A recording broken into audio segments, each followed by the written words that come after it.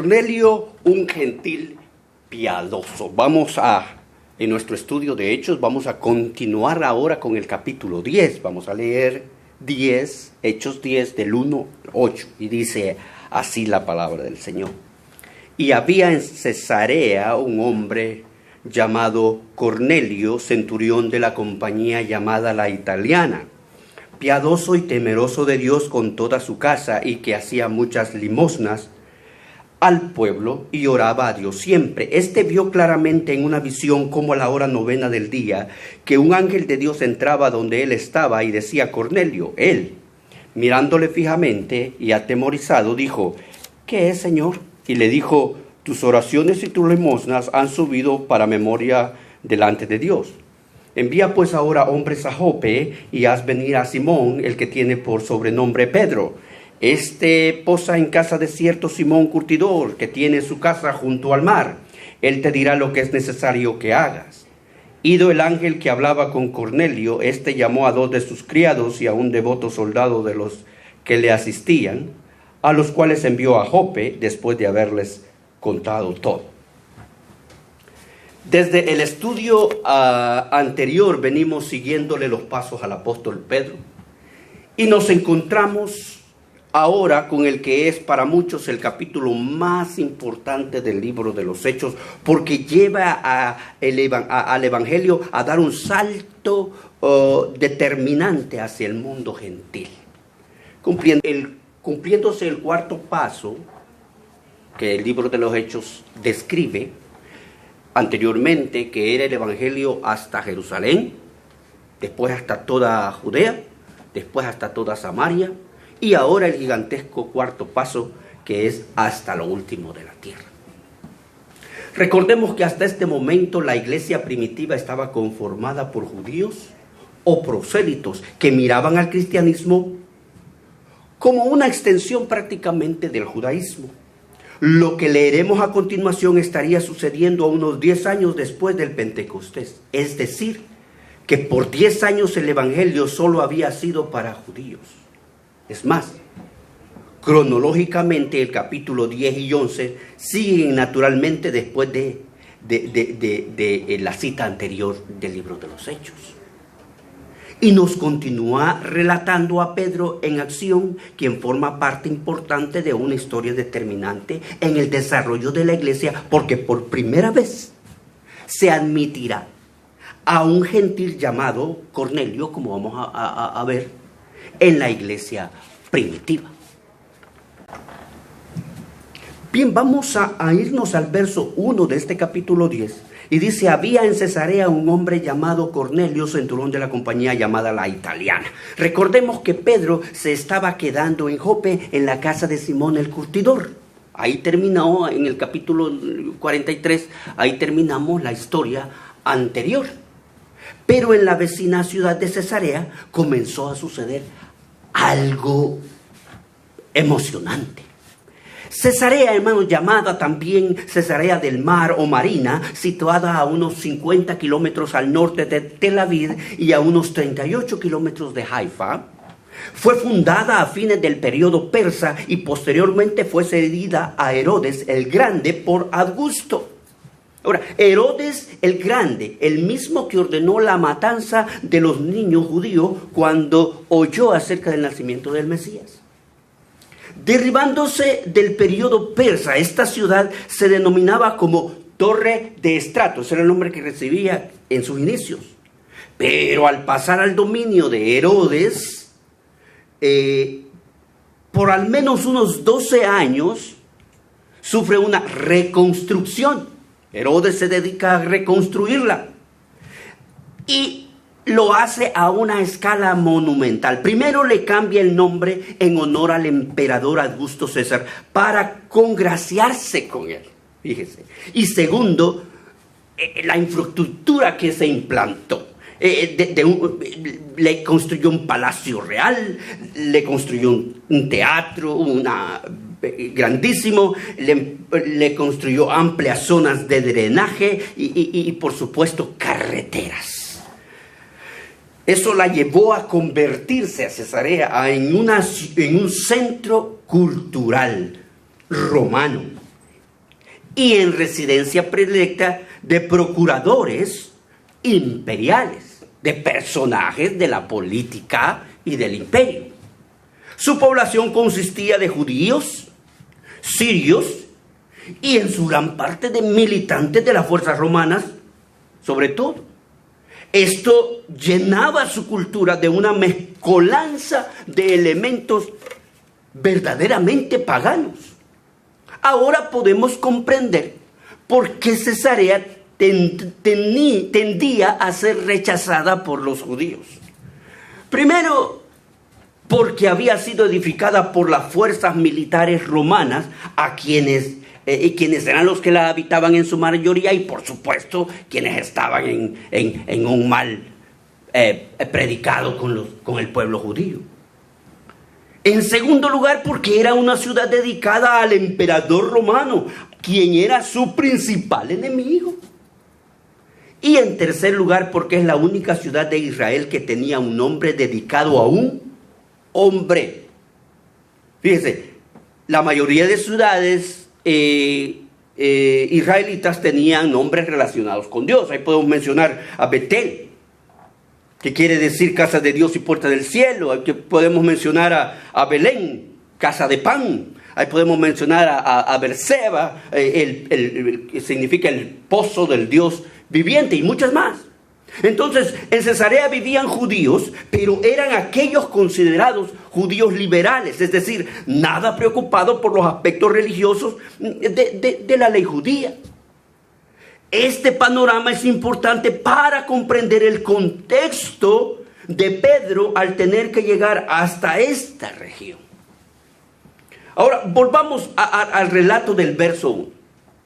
Véngase de regreso. Y allí encontramos que nos habla un hombre llamado Cornelio, centurión de la compañía llamada la Italiana. ¿Qué era un centurión? Era un oficial romano que mandaba o dirigía sobre un destacamento de 100 hombres.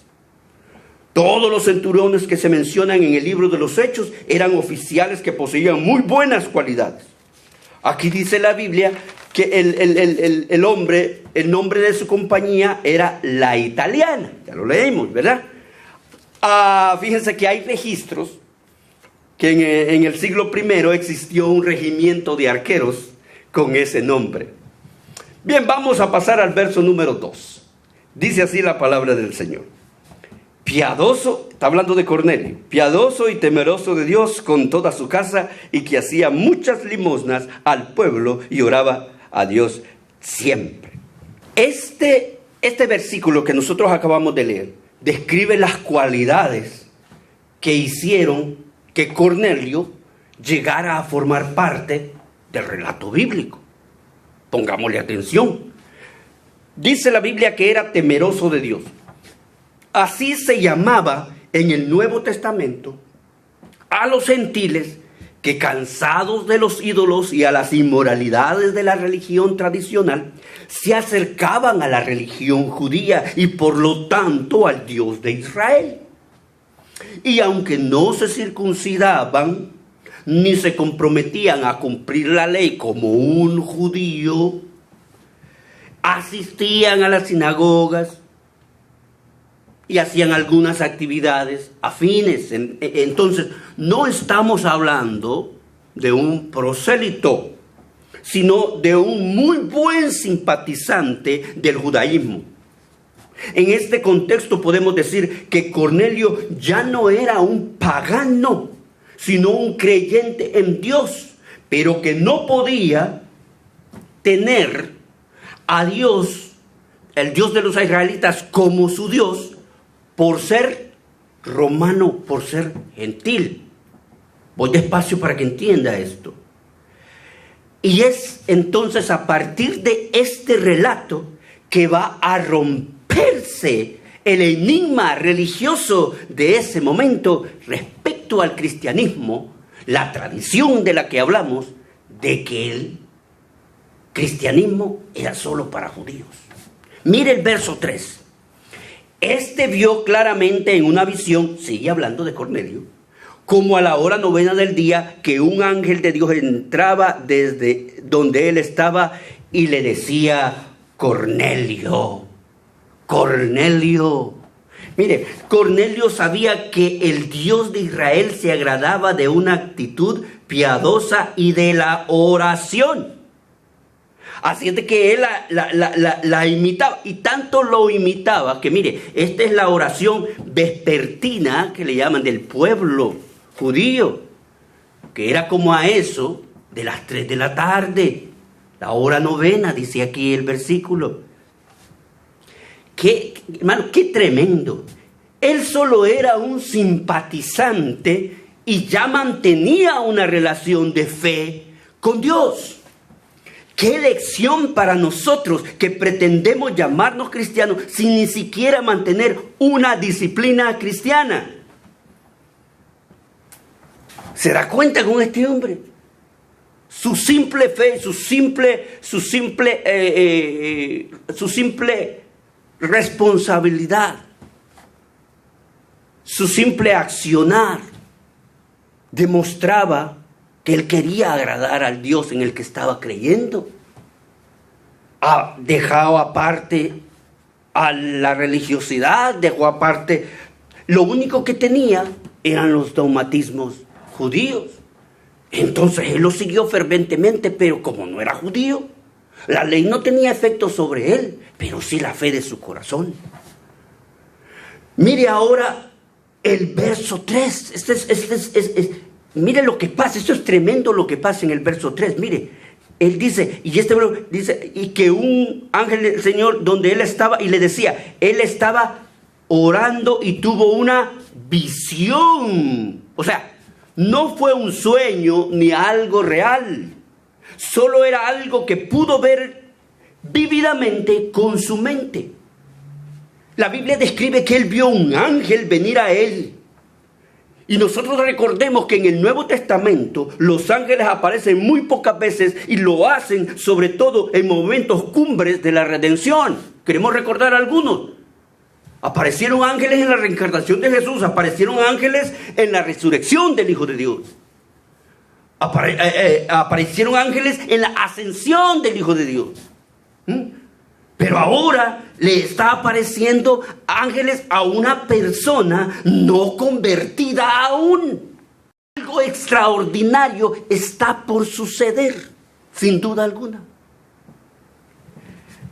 Luego vemos cómo el ángel se dirige a Cornelio por su nombre. Quiere decir que Dios sabía muy bien a quién se iba a dirigir. Cornelio lo estaba haciendo hablando con un Dios que no conocía, pero Dios lo estaba conociendo a través de sus acciones y de sus oraciones. Cosa más interesante. Vamos a leer verso 4. Cornelio, él mirándole fijamente y atemorizado, dijo, ¿qué es, Señor? Y le dijo, tus oraciones y tus limosnas han subido para memoria delante de Dios. Aquí no vemos a un Cornelio asustado, sino con un temor de lo celestial y santo. No estaba asustado, prontamente respondió y entendió que lo que estaba pasando era algo sobrenatural. Qué bonita relación había conseguido Cornelio con Dios. Más allá de cualquier procedimiento religioso, qué importante, hermanos, es que nuestras oraciones atraviesen el techo y lleguen hasta la misma presencia de Dios. Bien, vamos al verso 5 y 6. Dice, envía pues ahora hombres a Jope y haz venir a Simón, el que tiene por sobrenombre Pedro. Este posa en casa de cierto Simón curtidor, que tiene su casa junto al mar. Él te dirá lo que es necesario que haga. No se complique con lo que dice el sobrenombre Pedro. Lo que pasa es que ya entendimos, ¿verdad? De acuerdo a los lenguajes. Este está hablando con un romano, está hablando con un gentil. Entonces le está haciendo entender, tanto en el idioma hebreo como en el idioma, en el griego, y por supuesto en el latín, con quién tiene que irse, a quién tiene que ir a buscar. El ángel le da los detalles de la voluntad de Dios para su vida. La Biblia dice que Dios va a guiar a las personas al arrepentimiento. Y esto es lo que está haciendo con Cornelio, llevando su vida a la revelación del evangelio. Termina diciéndole el ángel: Él te dirá lo que es necesario que hagas. El verso 6 dice: Él te dirá lo que es necesario que hagas. En ese momento del cristianismo, digamos que el evangelio de Cristo estaba por dentro de Israel. Y para sacarlo al mundo, alguien tenía que abrir la puerta, y esto es lo que Dios está haciendo. Revelándole a los judíos que los gentiles también debían ser recibidos en los planes del evangelio. Vamos a corroborar esto que les estoy diciendo más adelante, en el siguiente estudio, cuando nos encontremos que el ángel o que Dios mismo también se estaba dirigiendo, hablando con Pedro. En los capítulos 10 y 11 nos sacaron de un dilema. No fue, hermano, Pablo quien abrió las puertas del evangelio a los gentiles. Fíjese esto, él fue el encargado por excelencia de expandirlo a regiones gentiles. Pero si nosotros nos fijamos en este pasaje, en esta historia, en estos versículos, fue Pedro, un judío de buena cepa, quien inició con esta etapa de la evangelización. Es decir, como les digo, abrió la puerta desde adentro para que el evangelio saliera al mundo gentil. Si bien recordamos, a los samaritanos eran en su mayoría gentiles, pero observando la ley de Moisés con raíces judías, muchos eran prosélitos, muchos eran judíos viviendo en un mundo gentil. El eunuco era un prosélito judío. Pablo mismo era un judío incrustado en el mundo gentil. Pero Cornelio, hermano, aunque exitoso y piadoso, era un incircunciso gentil, a quien todo en su vida le impedía realmente formar parte del evangelio con el que tanto simpatizaba, sencillamente porque estaba fuera del linaje de David. Así que fue necesaria la intervención divina para que se ejecutara la última parte del plan de Dios respecto al evangelismo mundial, llevando a Pedro a abrir la brecha, mientras se preparaba por otro lado a Pablo para librar la batalla por la expansión del evangelio hasta la última de la tierra. El Señor está trabajando en todos los niveles. Mire lo que dice el verso 5. Ido el ángel que hablaba con Cornelio, este llamó a 2 de sus criados y a un devoto soldado de los que le asistían. Fíjese esto. Primero, notemos en este versículo cómo la obediencia a Cornelio es indiscutible. Y la obediencia, pues, a los detalles que le había dado el ángel. Esta obediencia es algo envidiable, porque su fe le hizo creer que lo que estaba viendo era un ángel enviado del mismo Dios. E inmediatamente no dudó en obedecerlo. Y en segundo lugar, mire esto, la fe de Cornelio fue contagiosa. Habían con él, ya se dio cuenta, habían con él en su casa algunas servidumbres, soldados a su cargo, gente a su mando, pues, que también habían honrado al Dios de Israel, y con ellos se comunicó inmediatamente Cornelio. Lo que había pasado no eran hechos que podían corroborar, eran hechos que simplemente tenían que creer. La visión había sido para Cornelio, pero Cornelio estaba compartiendo su fe. Interesante. Versículo 8. Miren lo que dice el verso 8. A los cuales envió a Jope después de haberles contado todo. Sin darse cuenta, Cornelio ya estaba prácticamente evangelizando. Fíjese, notemos también que Jope era el mismo lugar en donde 800 años antes Dios había tenido que emplear alguna persuasión especial para inducir a Jonás a que fuera a la nación gentil de Nínive para que se arrepintiera. Estos hombres que mandó Cornelio por lo menos tendrían un día de camino hasta Jope para encontrarse con Pedro. Y mientras tanto, Dios tejería el enlace, revelándose también a Pedro. Lo vamos a ver más adelante, no se pierda el desenlace de esta historia. Como veremos pues en los versículos siguientes de este mismo capítulo. Lo que vamos a ver entonces es nada más y nada menos que la presentación oficial del Evangelio a los gentiles. Pero que hoy hemos visto como todo este acontecimiento está siendo dirigido por las huestes celestiales. El Señor está mandando sus propios ángeles. Vamos a ir concluyendo el estudio de hoy.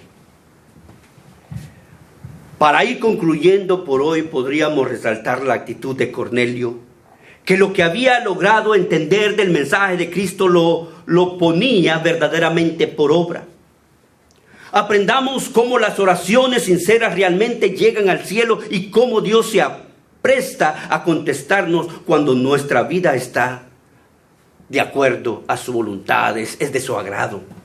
Este es uno de los viajes misioneros de Pedro que lo llevó a abrir la puerta a la evangelización de los gentiles por medio de la revelación divina, siendo Cornelio y los de su casa los primeros convertidos al evangelio de Cristo. Fuera del linaje de David, vimos a un Cornelio con características magníficas, llenos de actos dignos de imitar y aplaudir. Sin embargo, no podía ser salvo.